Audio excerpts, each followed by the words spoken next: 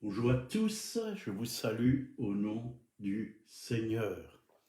Voilà, une nouvelle journée s'ouvre devant nous et c'est toujours une joie de pouvoir rester dans sa présence et d'être connecté à Jésus-Christ, le roi des rois, le Seigneur des seigneurs. Voilà, encore aujourd'hui, on veut continuer sur le thème de l'amour, fruit du Saint-Esprit. Cette fois-ci, on va parler du fruit du Saint-Esprit. On va prier. Seigneur, merci parce que tu nous as donné ta parole. Elle est la vérité. Nous en avons besoin chaque jour. Elle nous conduit, elle nous dirige, oui, par ton esprit. Merci Seigneur, oui, que tu ouvres nos cœurs encore ce matin et que ces semences puissent être plantées à l'intérieur de nous, dans notre être intérieur, dans notre cœur, qu'elles puissent pousser, qu'elles puissent produire du bon fruit pour ta gloire et pour ton honneur. Amen. Voilà. Donc le fruit du Saint-Esprit, l'amour, selon Galates 5, 22 à 25. Mais le fruit de l'Esprit, c'est l'amour, la joie, la paix, la patience, la bonté, la bénignité, la fidélité, la douceur, la tempérance. La loi n'est pas contre ces choses. Ceux qui sont à Jésus-Christ ont crucifié la chair avec ses passions et ses désirs. Si nous vivons par l'Esprit, marchons aussi selon l'Esprit. Donc, cet amour est le fruit par excellence. L'apôtre Paul dit dans 1 Corinthiens 12, verset 31, « Aspirez aux dons les meilleurs ». Cela commence, oui, par les dons spirituels, quand il parle des dons spirituels.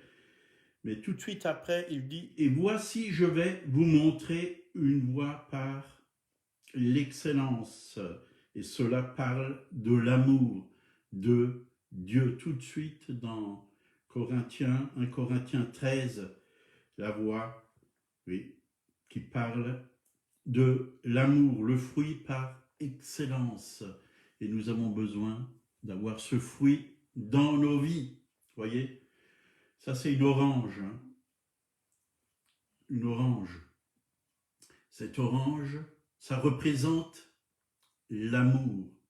L'amour, le fruit de l'esprit, c'est l'amour. Il est bien dit, le fruit du Saint-Esprit, c'est l'amour. C'est un fruit, mais à l'intérieur de cette orange, il y a plusieurs compartiments.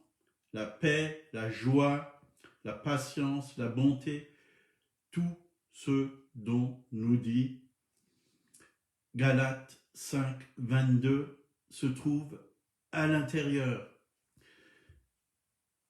Nous devons manifester vraiment toute chose avec amour. Dieu nous appelle à vivre avec l'amour de Dieu, l'amour du Père qui est à l'intérieur de nous. Ça, c'est la voie par excellence. 1 Corinthiens 12, verset 31, donc, comme je vous l'ai dit, aspirez aux dons les meilleurs. Hein. Et dans le chapitre 13, je ne vais pas développer le chapitre 13 parce qu'on en a déjà parlé, on l'a déjà développé, mais c'est le fruit de l'esprit par excellence. Et quand on aime, on ne juge pas, quand on aime, on ne soupçonne pas le mal, quand on aime, on ne fait rien de malhonnête, l'amour croit tout, l'amour excuse tout, comme dit la parole de Dieu. Donc, mais ce fruit du Saint-Esprit, il est répandu dans nos cœurs. Qui est l'amour, c'est répandu à l'intérieur de nous. C'est Dieu, par le Saint-Esprit, qui l'a répandu. Et pour qu'il soit efficace, ce fruit doit être manifesté.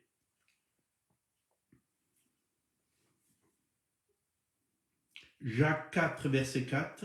Adultères que vous êtes, ne savez-vous pas que l'amour du monde est inimitié contre Dieu? Celui donc qui veut être ami du monde se rend ennemi de Dieu. L'amour du monde est un amour qui est charnel, qui demande et jamais n'est rassasié. Mais l'amour de Dieu, on est comblé. On est comblé. Et je peux vous dire que c'est l'amour de Dieu qui m'a comblé, et rien d'autre. On peut me donner toutes sortes de choses, on peut me donner, oui, des bénédictions matérielles, mais c'est pas ce qui me comble, ça comble pas mon cœur, ça satisfait pas mon cœur. Oui, merci pour ces choses, mais ce qu'il y a à l'intérieur, c'est beaucoup plus grand, c'est beaucoup plus fort, parce que cet amour, quand on le reçoit, ça guérit notre être intérieur, ça guérit, ça panse nos blessures, ça nous relève, ça nous fait du bien. Dieu est amour. Nous avons un Père qui est amour. Et nous avons besoin, oui, de recevoir cet immense amour, oui, par lequel on ne peut pas mesurer ni la hauteur, ni la profondeur, ni la longueur, ni la largeur. Hauteur, profondeur, longueur et largeur. Vous voyez, ça représente cet amour qui a été manifesté à la croix de Golgotha. C'est un amour infini, infini. Et c'est ce que le Père nous voit au travers du sacrifice de Jésus. Il nous voit dans cet amour infini. Et il a été manifesté pour nous. L'amour, le véritable amour, donne, se donne. C'est ça le véritable amour. Ne cherche pas à recevoir, n'est pas égoïste.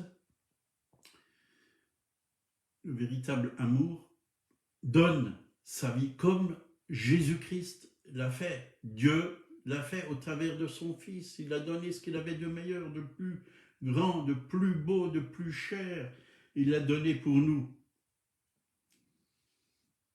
Donc, c'est cet amour qui se manifeste dans le royaume de Dieu. L'amour divin. Donc, je veux aussi parler de l'amour dans la vérité, parce que l'amour va aussi avec la vérité. Hier, on a vu que l'amour, c'était pas seulement un sentiment, mais un commandement. Je vous donne un commandement nouveau. Aimez-vous les uns les autres comme je vous ai aimé. Et ce matin, je vais vous parler aussi de cet amour, l'amour dans la vérité, et la Bible en parle dans 1 Jean 3, 18. Petits enfants, n'aimons pas en parole et avec la langue, mais en action et en vérité. Donc l'action, l'action c'est important, parce que l'amour se démontre. Dans l'amour, il y a des actions, c'est pas seulement des paroles. C'est pas seulement des paroles. Les paroles, c'est facile à prononcer. On peut être en désaccord avec nos paroles. On peut dire des choses comme voilà, demain je serai là à telle et telle heure, et puis ne pas y être. Ça, c'est trompeur si on ne fait pas ce qu'on dit. Voilà, l'amour exécute les paroles qui sont prononcées de la bouche. Il y a 3 types d'amour en grec. Le premier, c'est agapé. C'est un amour divin qui vient de Dieu, qui vient du Saint-Esprit, qui est surnaturel, qui n'est pas de ce monde, qui donne, qui se donne, qui n'est pas égoïste et qui ne cherche pas ses intérêts personnels. Aujourd'hui, dans les églises, il y a beaucoup de gens qui cherchent leurs intérêts personnels. Ils n'ont pas la vision du corps de Christ et ils cherchent leur intérêt personnel. Et ce que Dieu m'a montré encore hier, ce matin, que nous devons nous unir, que nous devons travailler dans un même esprit, dans ce lien d'amour. On ne doit pas chercher notre intérêt personnel. Oui, c'est déjà des choses qui arrivaient dans la première église. Il y avait des groupes sectaires, des gens qui quittaient et qui faisaient leur groupe sectaire, et Paul vraiment les a dénoncés. Et il faut les dénoncer parce que Dieu est un Dieu d'ordre, c'est Dieu qui appelle, c'est Dieu qui donne les ministères par le Saint-Esprit, et on ne fait pas n'importe quoi dans l'œuvre de Dieu. Donc il y a cet amour, oui, qui est agapé, qui est désintéressé, et il y a aussi l'amour éros, est propre à une rencontre amoureuse, car ça concerne l'attirance physique, dont la motivation est souvent la recherche d'un plaisir charnel. Il y en a un autre, l'amour philéo, il est défini comme un amour qui partage, autrement dit, qui prend, qui donne.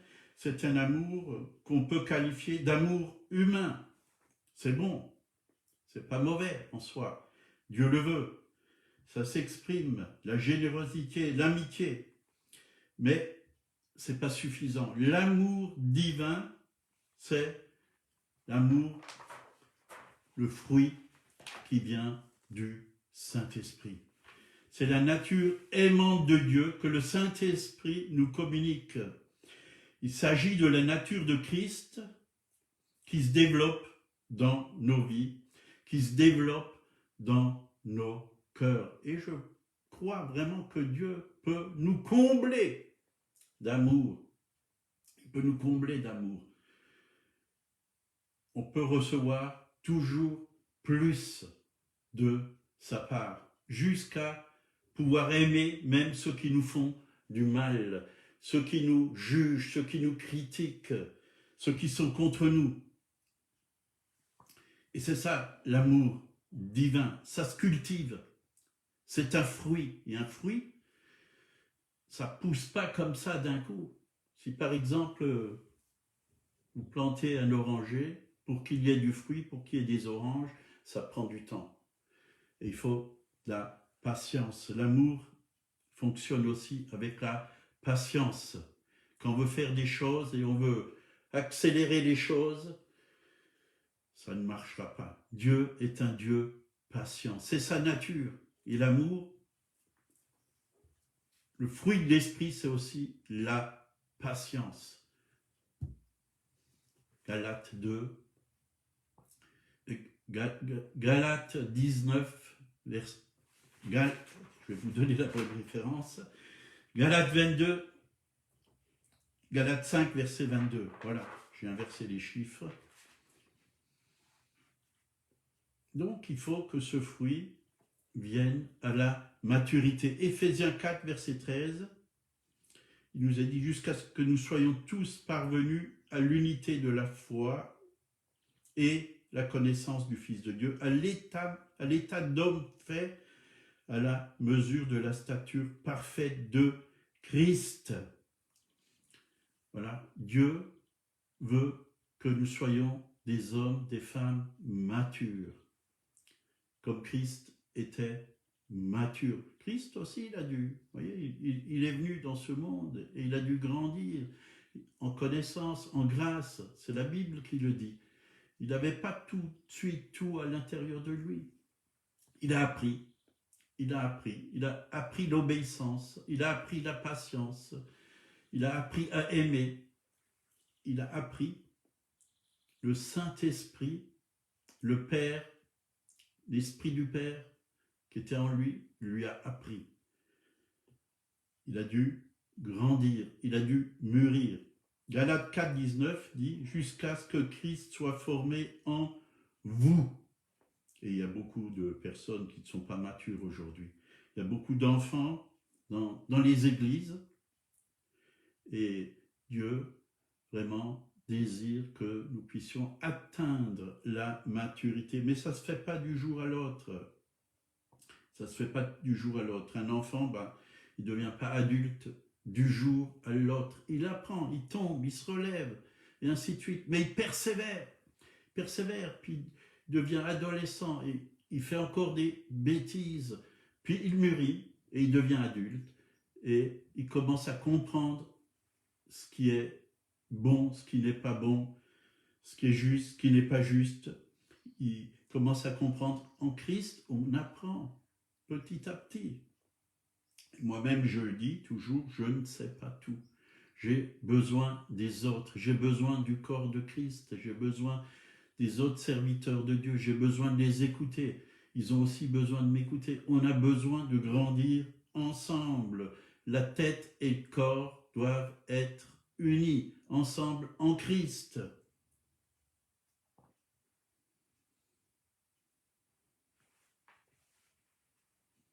Voilà, nous devons désirer vraiment de tout notre cœur d'aimer. On ne peut pas aimer par nos propres forces, de cet amour qui est le fruit du Saint-Esprit. Il n'y a que le Saint-Esprit qui peut mettre cet amour à l'intérieur de nous. Que le Seigneur nous remplisse vraiment de cet amour à déborder. Donc il y a aussi dans le fruit du Saint-Esprit, c'est un fruit, l'amour, donc la joie, Philippiens 4,4, réjouissez-vous toujours dans le Seigneur. La joie est la première manifestation du fruit de l'Esprit. Dans la nouvelle nature, oui, la joie est la flamme visible de l'amour en nous, des chrétiens joyeux. C'est important que nous soyons joyeux. L'apôtre Paul le disait, je le répète, soyez toujours joyeux. Pourquoi il devait le répéter? Parce qu'il devait montrer aux gens que c'est quelque chose qu'on a à l'intérieur de nous, que Dieu nous a donné. La joie qui vient de l'Esprit de Dieu, la joie qui vient de Dieu. Soyez toujours joyeux, je le répète. Donc c'est la flamme visible de l'amour, la joie. Quand on est dans l'amour de Dieu, on a la joie. On a la joie. Romains 15, 13, que le Dieu de l'espérance vous remplisse de toute joie et toute paix dans la foi. Vous voyez, la paix, encore fruit du Saint-Esprit. L'amour, quand on est dans l'amour, on est en paix. On est en paix. On a la paix à l'intérieur de nous. Et ce n'est pas la paix que le monde nous donne, mais c'est la paix qui vient du Seigneur. Et personne ne peut troubler cette paix. On a une assurance à l'intérieur de nous. On sait que ça va bien parce que Dieu vit en nous, Dieu habite en nous, sa paix est en nous, sa joie est en nous, son amour est en nous. De toute paix dans la foi. La foi, c'est la confiance aussi, c'est un fruit du Saint-Esprit. Pour que vous abondiez en espérance par la puissance du Saint-Esprit. Nous voyons le fruit du Saint-Esprit dans ce verset, la joie, la paix, la foi, la confiance. Même Néhémie disait dans Néhémie 8,10, la joie de l'Éternel sera votre force. Et David, dans le psaume 23, verset 5, tu oins d'huile ma tête et ma coupe déborde. Donc, nos ennemis ne supportent pas l'huile de joie et ils ne supportent pas une coupe qui déborde. Donc un disciple joyeux, c'est un disciple qui est armé. C'est un disciple qui est victorieux, qui est vainqueur. Parce que la joie du Seigneur est ma force. Claude Payan le chante avec Julia. Et j'aime ce chant. Jacques 1, verset 2, mes frères, regardez comme un sujet de joie complète les diverses épreuves auxquelles vous pouvez être exposés, sachant que l'épreuve de votre foi produit la patience. Vous voyez, nous sommes toujours dans le fruit du Saint-Esprit, la patience. La patience humaine est limitée. Il y a beaucoup de personnes qui fonctionnent avec la patience humaine. Mais Dieu est un Dieu patient. c'est une patience qui vient du Saint-Esprit. Il est patient avec nous. Il est patient. Il nous aime malgré nos défauts. Il est patient, mais il désire nous transformer jour après jour pour qu'on puisse lui ressembler davantage. Donc la patience de Dieu n'est pas limitée. C'est une patience qui est illimitée. Voilà, je vais m'arrêter là pour aujourd'hui. Et demain, donc samedi, dimanche et lundi, j'ai du monde à la maison. Donc je ne ferai pas de live, mais on va reprendre mardi matin à 8h. Que Dieu vous bénisse, qui vous fortifie, qui vous encourage. Passez un joyeux Pâques. Oui, célébrez la résurrection de Jésus. Il est vraiment vivant, il est ressuscité. La mort n'a pu le retenir. Et moi, j'aime ces temps de Pâques parce que l'Église dans le monde entier célèbre vraiment la gloire, la résurrection du Seigneur Jésus. Et si quelqu'un ne connaît pas Jésus, ce matin, je veux vous dire, tout simplement, vous pouvez le connaître. Il veut se révéler à vous, il s'est révélé à moi il y a plus de 40 ans, mais il veut le faire aussi pour vous. Il veut vous montrer qu'il est vivant. Oui, il est vivant. Il est mort, bien sûr, à la croix de Golgotha pour porter vos péchés, pour vous pardonner de tous vos péchés, vous purifier par son sang. Mais il est ressuscité pour vous justifier, vous purifier. Et son désir, c'est de se révéler à vous. Ouvrez-lui tout simplement votre cœur et dites, Seigneur, je ne te connais pas. Viens dans ma vie, viens dans mon cœur. J'aimerais te connaître. Tu as créé le ciel, la terre, toutes choses. Je suis ta création. Viens, viens. Et il va le faire. Vous allez voir, il va vous purifier, il va vous laver. Il va devenir votre sauveur et aussi votre Seigneur. Acceptez-le tout simplement dans votre vie. Et lisez simplement sa parole, qui est la Bible. Commencez par le Nouveau Testament et vous allez voir que votre vie va être transformée. Que Dieu vous bénisse. Passez encore une bonne journée et à tous et à toutes, joyeuses Pâques. À bientôt.